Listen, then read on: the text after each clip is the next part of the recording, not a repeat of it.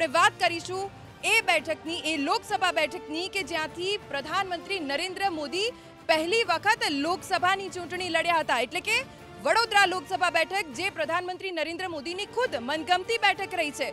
આ વખતે 2019ની લોકસભાની ચૂંટણીમાં ભાજપ અને કોંગ્રેસે બંને પોતપોતાના ઉમેદવારો મેદાનમાં ઉતારી દીધા છે। ભાજપે ફરી એક વખત રંજનબેન ભટ્ટ ઉપર વિશ્વાસ વ્યક્ત કર્યો છે, તો કોંગ્રેસે પ્રશાંત પટેલ કે જેઓ યુવા નેતા છે અને ઘણા લાંબા સમયથી કોંગ્રેસ સાથે સંકળાયેલા છે તેમની ઉપર વિશ્વાસનો કળશ ઢોળ્યો છે।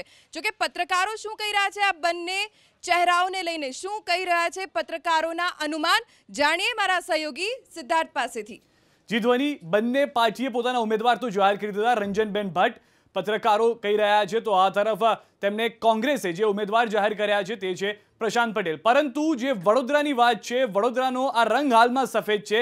સૌથી પહેલા તો સવાલ પૂછવામાં આવ્યો કે બંને પક્ષે યોગ્ય ઉમેદવાર પસંદ કર્યા છે કે નહીં, તો પત્રકારોનો તેને લઈને શું જવાબ આવ્યો તે દેખાડીએ। 10માંથી 7 પત્રકારો માની રહ્યા છે જી યોગ્ય છે જે ઉમેદવાર છે ભાજપનો, તો 10માંથી 5 કોંગ્રેસના ઉમેદવારને યોગ્ય માની રહ્યા છે। પરંતુ હવે આ વડોદરાનો રંગ બદલાઈ જશે, સફેદમાંથી કલર બદલાઈને કેસરીયો થઈ ગયો છે। 10માંથી 10 પત્રકારો માની રહ્યા છે કે ભાજપની જીત થશે।